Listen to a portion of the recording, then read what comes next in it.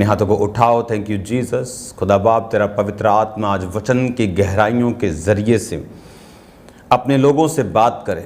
इस Bible teaching के ज़रिए इनकी ज़िंदगियां सेम ना रहें। खुदावंद वचन की गहराई इनकी ज़िंदगियों में आए। तेरा पाक रूप अजीब और अचंभी और बड़ी रीति के साथ इनकी ज़िंदगियों में कार्य करे।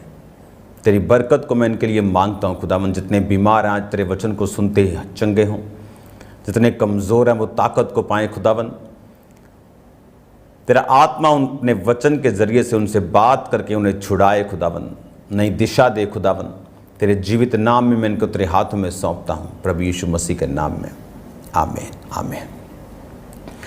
Hallelujah. God bless you all. इस ये टाइम जो रोज़ की रोटी को देने का है, ये सच में एक ब्लेस्ड टाइम है। आपके मैसेजेस, आपके जितने भी प्रतिक्रियाएं, आपके इम्प्रेशंस जो आ रहे हैं रोज़ की रोटी के लिए, ये सचमुच मार्वलस हैं। मेरा बिलीव है आज का वर्ड जब आप सुनेंगे आप सेम नहीं होंगे।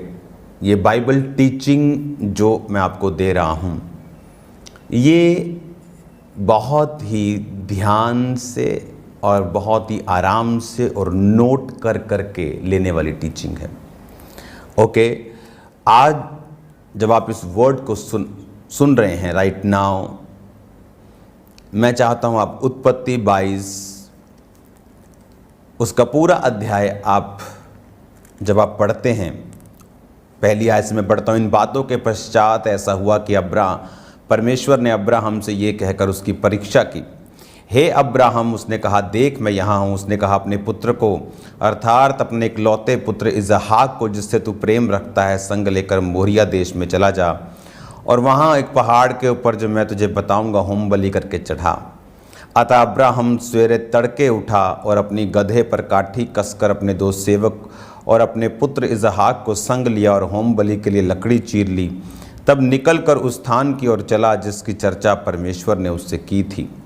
तीसरे दिन अब्राहम ने आंखें उठाकर उस स्थान को दूर से देखा और उसने अपने सेवकों से कहा, गधे के पास यहीं ठहरे रहो, ये लड़का और मैं वहाँ तक जाकर दंडवत करके फिर तुम्हारे पास लौट आएंगे। तब अब्राहम ने होम बलि की लकड़ी ले अपने पुत्र इसहाक पर लादी और आग और छुरी को अपने हाथ में लिया और वो दोनों एक संग चल पड़े। इसहाक ने अपने पिता अब्राहम से कहा, हे मेरे पिता। उसने कहा, हे मेरे पुत्र, क्या बात है? अब्राहम ने उससे कहा, क्या बात है? उसने कहा, देख आग तो लकड़ी तो है, पर होम बलि के लिए भेड़ नहीं है, वो कहाँ है?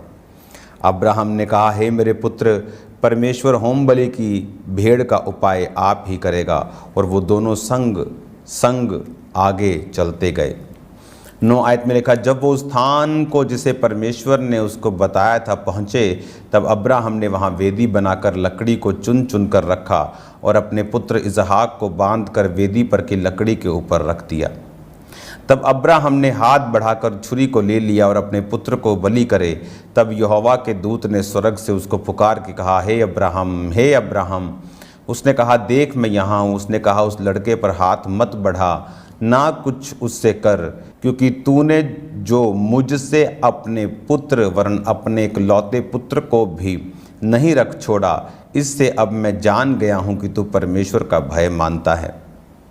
तब अब्राहम ने आंखें उठाई और क्या देखा कि उसके पीछे एक मेढ़ा, यानी भेड़ का जो मेल वर्जन है, अपनी सींगों से फंसा हुआ है। अतः अब्राहम ने जाकर उस मेढ़े को लिया और अपने पुत्र के स्थान पर उसे होम बलि करके चढ़ाया। अब्राहम ने उस स्थान का नाम यहोवा यरे रखा। इसके अनुसार आज तक भी कहा जाता है, यहोवा के पहाड़ पर उपाय किया जाएगा। फिर यहोवा के दूत ने दूसरी बार स्वर्ग से अब्राहम को पुकार के कहा, यहोवा की ये वाणी है, मैं अपनी ही शपथ खाता हूँ कि तूने जो ये काम किया है कि अपने पुत्र वरन अपने इकलौते पुत्र को भी नहीं रख छोड़ा, इस कारण मैं निश्चय तुझे आशीष दूंगा और निश्चय तेरे वंश को आकाश के तारागण और समुद्र के तीर की बालू के किणकों के समान अनगिनत करूंगा। तेरा वंश अपने शत्रुओं के नगरों का अधिकारी होगा और पृथ्वी की सारी जातियां अपने को तेरे वंश के कारण धन्य मानेंगी, क्योंकि तूने मेरी बात मानी है। तब अब्राहम अपने सेवकों के पास लौट आया और वो सब बेरशेबा को संग संग गए और अब्राहम बेरशेबा में रहता रहा। ये बहुत ध्यान से समझने वाली ये स्टोरी है। इंसान बरकत को कैसे पाता है? इंसान बरकत पाता है जब वो अपनी लाइफ में एक फैसला लेता है कि मैं अब स्पिरिचुअली, आत्मिक रीति से परमेश्वर के पीछे चलूँगा। जब इंसान इस फैसले को कर लेता है कि मैं आत्मिक रीति से परमेश्वर के पीछे चलूँगा, तो वो पोजीशन में आता है, उस स्थान पे पहुंच जाता है जहां से अब परमेश्वर उसको चलाएंगे और वो बरकतों को पाएगा। परमेश्वर के वचन में पावर है और वो पक्षपात नहीं करता। बाइबल कहती जब याकूब मरने वाला था तो उसने अपने 12 जो पुत्र थे उनको बुलाया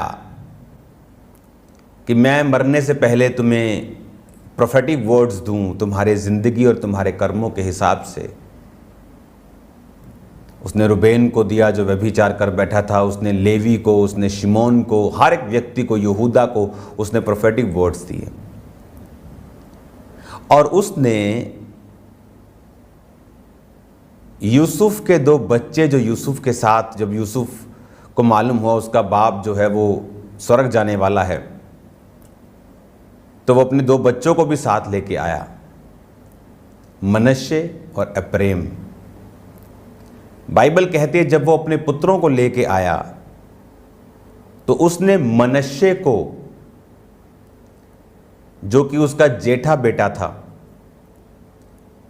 उसने अपने लेफ्ट हैंड साइड खड़ा किया ताकि याकूब का जो हाथ, उसके पिता का हाथ अपने पोते पर दाहिना आए। एप्रैम को उसने अपने दाहिने रखा कि उसके बाप का, उसके पोते पे हाथ बाहिना आए, लेफ्ट हैंड आए।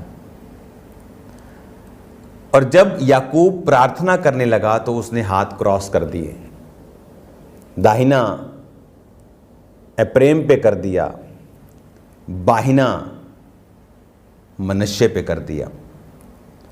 तो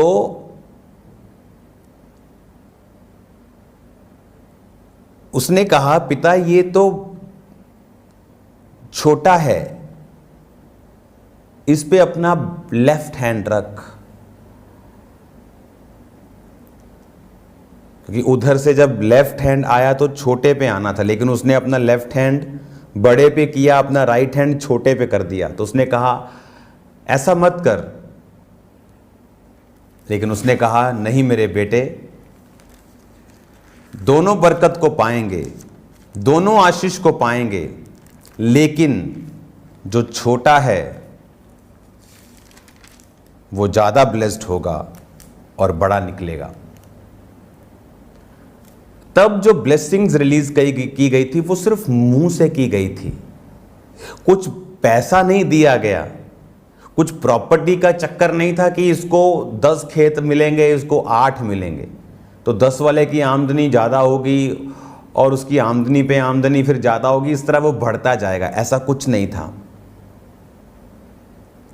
अगर किसी को प्रॉपर्टी ज़्यादा मिली होगी तो वो बड़े को ही मिली होगी, जिस पे दाहिना हाथ छोटे पे आया।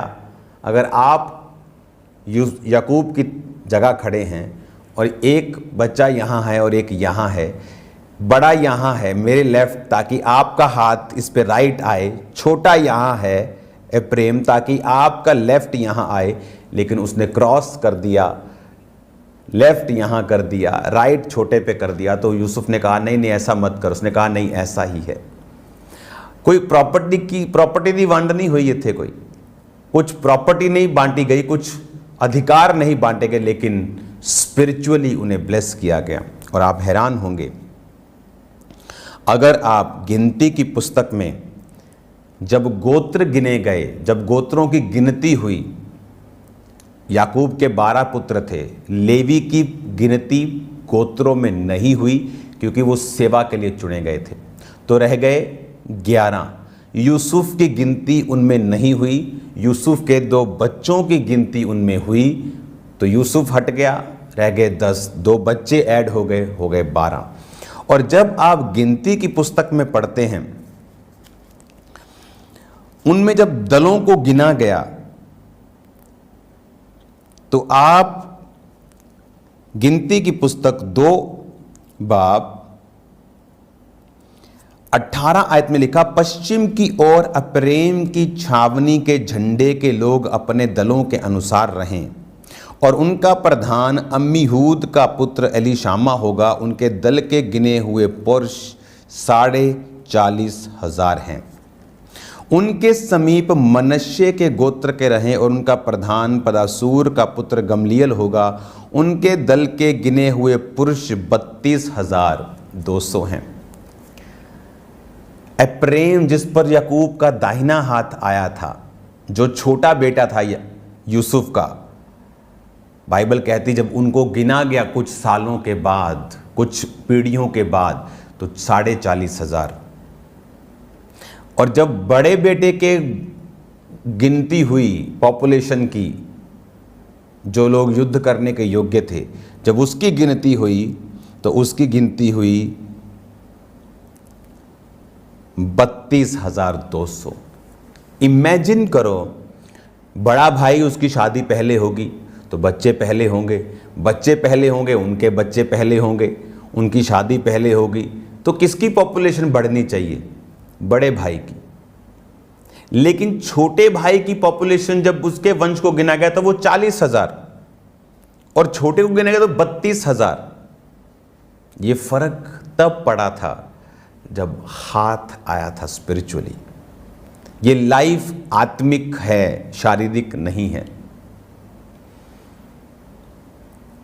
ये लाइफ इस बात पे निर्भर नहीं करती कि आपको आपके बाप दादाओं ने कितनी प्रॉपर्टी दी है।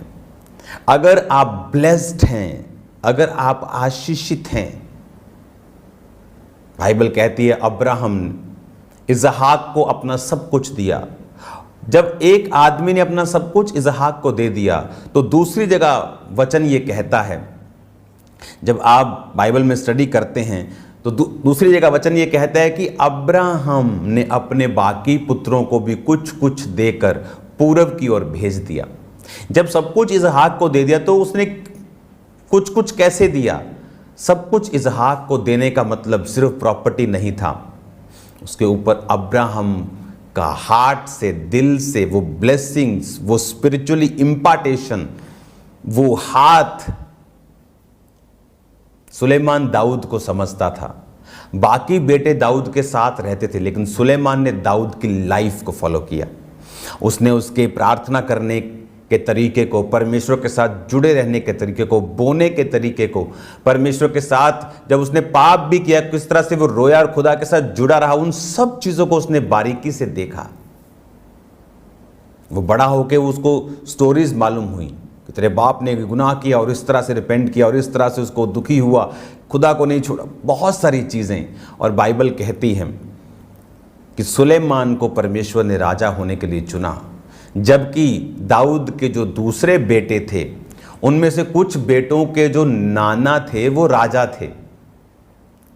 दाऊद की पत्नियां थी बहुत सारी, तो एक पत्नी राजा की बेटी थी, तो उसका बाप बच्चे का नाना राजा है, बाप दादाओं से राजे हैं, वो एक्सपीरियंस है, चलने का तरीका मालूम है, बात करने का मैनर्स, एक्सपीरियंस। एक बंदे को अगर 10 साल सरकार चला ले तो उसको सब A to Z मालूम होता है। तो एक बंदा जो पीढ़ियों से राज कर रहा है, एक्सपीरियंस। लेकिन खुदावंद ने एक्सपीरियंस वाला नहीं, अपने करीब वाला चुना। आप सेवकाई में नोटिस करो, आप जगह जगह जाएंगे, सेवकाई में बेस्ट लोग नहीं मिलेंगे आपको कि जो बेस्ट थे खुदावंद ने चुना। सेवकाई में आपको नॉर्मल लोग मिलेंगे जिनको खुदा के साथ लगाव था, और उनको परमेश्वर ने फिर ऐसा एक्स्ट्रा ऑर्डिनरी बनाया कि जो अपने आप को बेस्ट समझते, बाइबल कहती वो लज्जित होंगे। और मैं अब्राहम की लाइन पे आता हूँ, लेकिन उसके लिए मुझे ग्राउंड चाहिए जो मैं आपकी तैयार कर रहा हूँ। तो जो स्पिरिचुअली ब्लेसिंग एप्रेम, मनश्शे के ऊपर आई, तो मनश्शे का गोत्र बड़ा होने के बावजूद, बड़ा भाई होने के बावजूद उसकी गिनती 32,000 थी। इसका मतलब जो लाइफ है वो स्पिरिचुअल है। जब आप स्पिरिचुअली परमेश्वर के साथ चलना शुरू करते हैं, जब आप परमेश्वर के साथ स्पिरिचुअली कनेक्टेड हो जाते हैं और आप वचन के अनुसार चलना शुरू करते हैं, तो परमेश्वर का जब हाथ आपके ऊपर आता है, तब उम्र, पढ़ाई, एक्सपीरियंस मायने नहीं करता। अब आपको ये बात समझनी है कि स्पिरिचुअली जैसे ही वो राइट होता है, स्पिरिचुअली उस पे ब्लेसिंग्स को याकूब रिलीज करता है, तो वो ज़्यादा ब्लेस्ड है क्योंकि उस पर वर्ड्स रिलीज किए गए। आज जब आपने ये अब्राहम के वचन को पढ़ा, आपने 22 अध्याय को जब आप पढ़ते हैं, तो यहाँ पर परमेश्वर उसकी परीक्षा करता है कि अब्राहम अपने बेटे को कुर्बान कर दे मेरे लिए। वो एक बार भी बहस नहीं करता कि परमेश्वर तूने मेरे को 100 साल के बाद दिया, ये वो, मैं इतना कुछ समय ने सहा है, मेरे घर वालों ने मुझे क्या क्या ताने नहीं मारे। उसने कुछ नहीं कहा। उसने कहा एक पहाड़ पे जाओ, और तीसरे दिन वो पहाड़ पे पहुँचे। तीसरे दिन प्रभु यीशु मसीह मुर्दों में से जी उठे और तीसरे दिन ही वो पहाड़ पे पहुँचे। पहाड़ पे पहुँचे तो उसने सलाह नहीं की, अपने परिवार के साथ नहीं बैठा कि वाइफ से सलाह कर ले, वाइफ कल को गुस्सा करेगी। किसी के साथ सलाह, उसे मालूम था सलाह करने का मतलब है परमेश्वर की योजना पर मिट्टी डाल देना। कई बार मैंने देखा परमेश्वर लोगों से बात करता है कि जा और चर्च में ये बीज बो के आना है। तो 5 लाख हो, 10 लाख हो, 1 लाख। वाइफ से सलाह कर लेता हूँ। वाइफ बोलती हाँ हाँ बस ठीक है, थोड़ा प्रभु भी हिसाब से बस 2 महीने में करते हैं। फिनिश, वो प्रेशर फिनिश हो गया खुदावंद का। आप कंफ्यूज हो जाओगे। जब परमेश्वर ने बात की, आप मम्मी से सलाह लेने लग गए, मम्मी आपसे सलाह लेने लग गई। परमेश्वर ने आपको सलाह लेने के लिए नहीं बोला, उसने कहा ये करना है। हालेलुया। मेरी वाइफ कभी मुझसे बात करती है कि मुझे ये बीज बोना है, मतलब मुझे सलाह करने की भी जरूरत नहीं, जो प्रभु ने कहा है उसे कर दे। सलाह, जब परमेश्वर ने बात की तो उसने सलाह नहीं की। और अपने बेटे 2 दासों को, सिर्फ 2 लोगों को लेके साथ चला गया वो, और उनको भी नहीं बताया। उसको मालूम था कि एक नौकर ज़्यादा जो वफादार है उसको बिठा के वापस गधे पे ले आएगा भगा के, कि मालिक पागल हो गया, देख मालकिन मैं बचा के लेके आया हूँ। उसने उनको भी नहीं बताया। जब कुर्बानी करने का टाइम आया, उसने कहा तुम दोनों यहीं रुको। आग ली, लकड़ी उस पर अपने बेटे पे रखी और चल दिए। और बेटा बोला बापू भेड़ कहाँ है? उसने कहा खुदा उपाय करेगा, जिसका हम काम करने जा रहे वही उपाय करेगा। और जब कुर्बानी करने लगा तो आवाज़ आई कि अब्राहम छुरी मत चला, रुक जा, अब मैं जान गया हूँ तू मुझसे प्रेम करता है।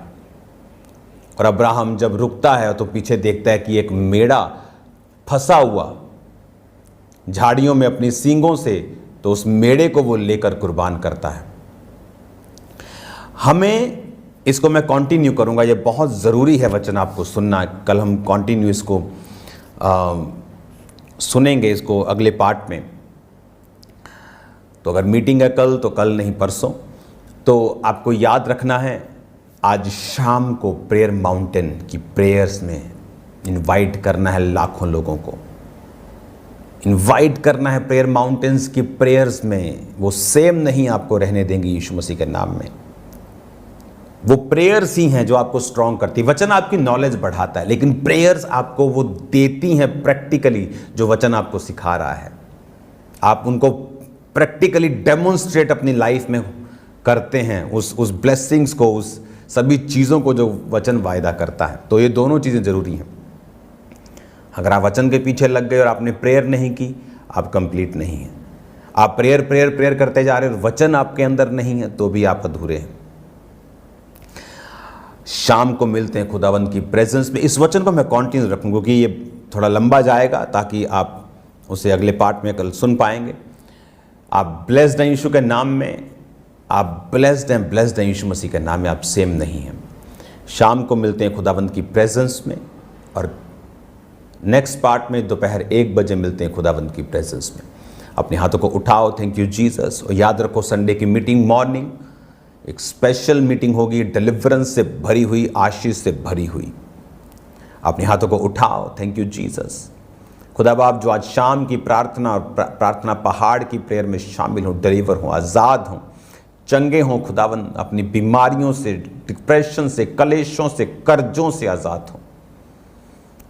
और जो कल खुदावन संडे मीटिंग में तेरे नाम की महिमा के लिए चर्च में मौजूद हों, वो तेरे नाम में बरकत को पाएं। तो उनके बड़े बड़े हल करे खुदावन, वो अपने बंधनों से आज़ाद होके जाएं। प्रभु यीशु मसीह के नाम में हम मांगते हैं, थैंक यू लॉर्ड। तेरा आत्मा इनको छुए, ब्लेस करे, चंगा करे, हदों को बढ़ाए। यीशु के नाम में मैंने आशीषित घोषित करता हूँ।